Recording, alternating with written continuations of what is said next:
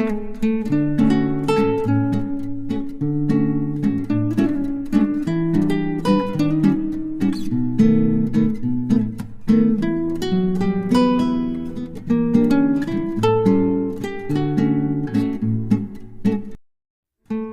عليكم، كيفين؟ لاباس عليكم؟ شخباركم؟ اموركم مزيان؟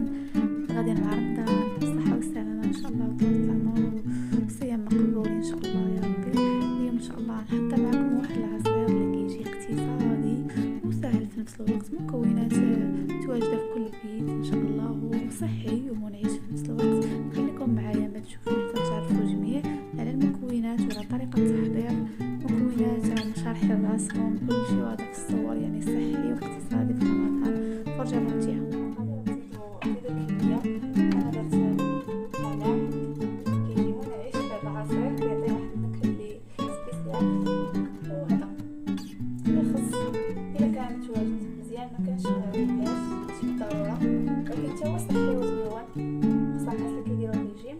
تفاح، انا عندي هذا الاحمر، الا كان الخضار حتى هو مزيان ولا الحامض ثاني على حساب المذاق. وبالنسبه للماء على حساب الكميه ديالنا. بالنسبه للمكونات هما هاد البساط، غنحاول نقي هاد الخيارات والتفاحه. نتلاقى معكم ان شاء الله.